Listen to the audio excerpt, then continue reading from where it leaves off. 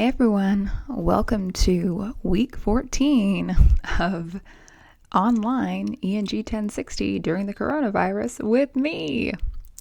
I hope everyone's doing okay. I've really enjoyed kind of talking to many of you one-on-one and making videos for you, or even just written responses on your outlines this past week. I want to start off this little mini lecture today by saying that we are so close to being done with school for the semester. I know it's going to feel like a hard push because this is when we're really getting into writing the actual final essay.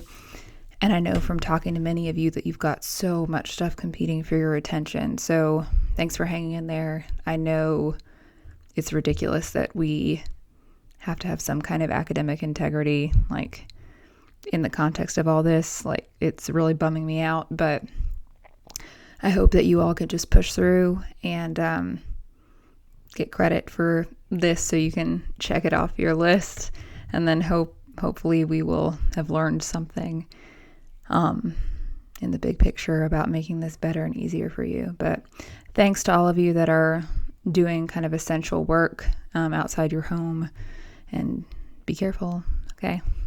So now I'll shift into teacher mode and pretend like it's all fine, right? Here we go.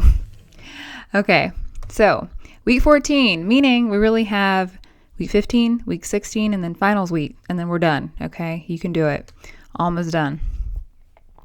For week 14, here's what I want us to kind of be aware of here. Let me see if I can get this to be how I want it. Okay, so you can still see my face a little bit. How exciting, right? So week 14 is going to run April 13th to April 19th, so Monday through Sunday. So I've kind of set it up.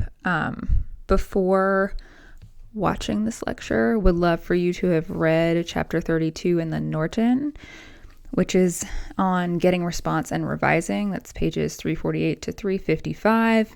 And then skim the They Say, I Say handout that I uploaded to Canvas today on the 12th.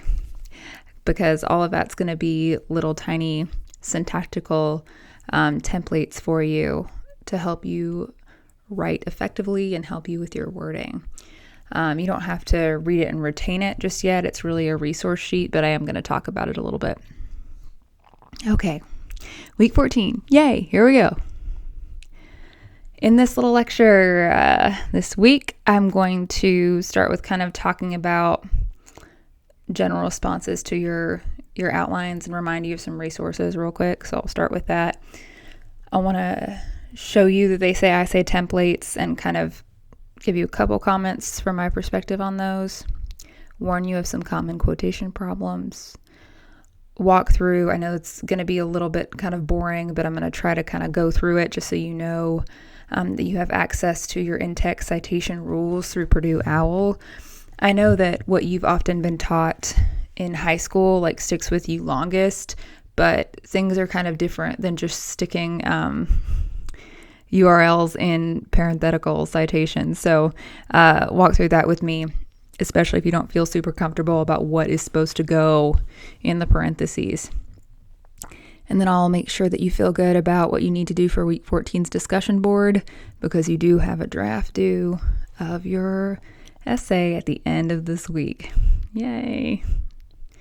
Okay, so I didn't make a slide for this. I just wanted to take a minute and talk about like your outlines, right? Some of you did amazing on your outlines. You used the resources that were available to you and just knocked it out of the park. Like, you're so set to go because you used the actual outline interpretation suggestions that are from that other textbook, but that I set up for you. Others of you still did solid, but you might have just kind of relied on the student sample outline, which is solid, but unless you kind of know where that's coming from, it won't feel super applicable to what you're attempting. So I just want to remind you to be aware that you do have access to, I'll pull it up, to lots of different resources to help you. So again, I'll just click on my 8 a.m. because this is the same all around. This document here, Outline Interpretations, is going to be your kind of like saving grace, right? To what you need to put where and your structure. All right. So this is your exploring and your arguing in that document. Don't forget that you have access to it if you have forgotten. All right. So there's that. And you also have access to student samples that place their, thesis statements in certain places to help you kind of think about that. But as long as you attempt it in a draft, then we can help you with where it needs to go. But just don't forget that you have resources for all of these things. And you can go back and watch previous lectures where I walk through every single piece of those. Just go to that YouTube playlist of mine and it's all available to you. You can go back and do class all over again, right? I've even broken down those longer lectures by topic, so you can go to specific ones based on what you're kind of looking for, and you don't have to watch the whole thing. So just know that. Use your resources, because some responses I've gotten from people have been like, could you explain more about how to write, an exploration essay or like the structure of an argument? But I've already done it, so just go back and watch it again, okay? But of course, if you have specific questions, I will always answer those, but I need to know what you're confused about to be able to help you, okay?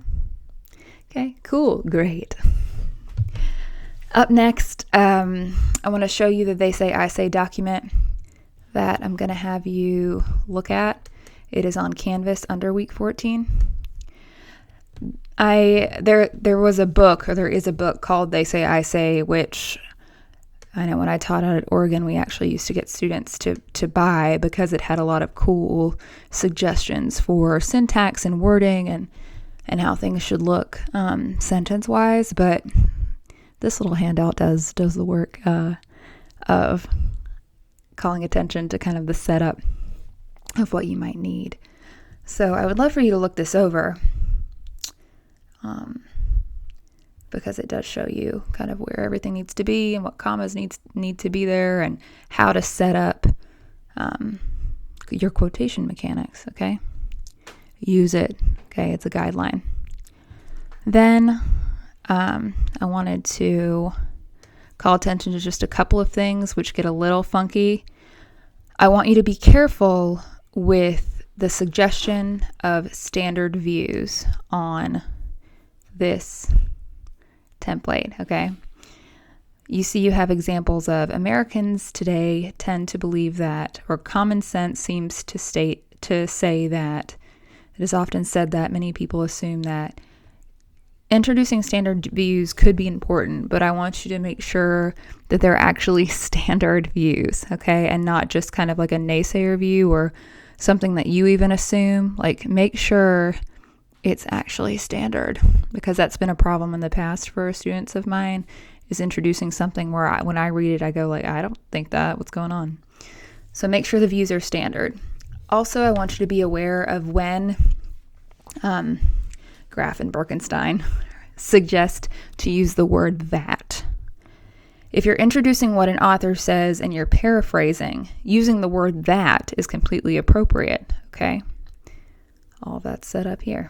However, when you're introducing direct quotations, you don't use the word that anywhere, all right? You just go right into the quote,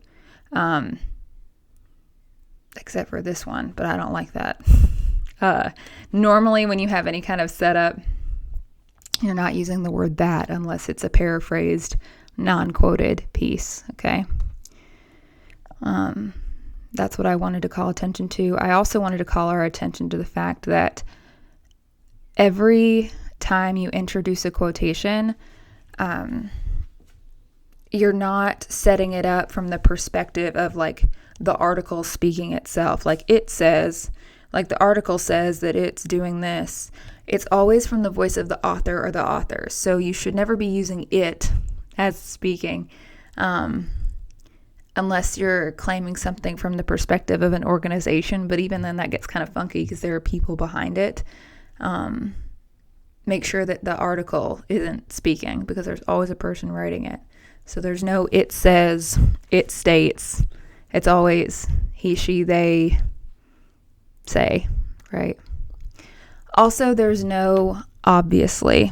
I hate that term obviously in student papers because I'm like, is it obvious? I don't know. Or are you making a claim? You'll notice that there are transition words here where you're conceding a point or elaborating or reinforcing, showing results. You have like accordingly, hence, consequently, for example, along the same lines, clearly. They do list obviously. Please don't use obviously, okay?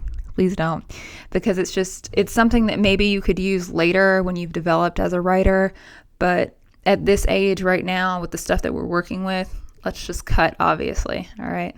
Let's cut that. Okay. Those are the templates. I hope that they'll be helpful to you, especially if you're someone that feels like they struggle with syntax. Go there. They will help you. Look through those. Cool.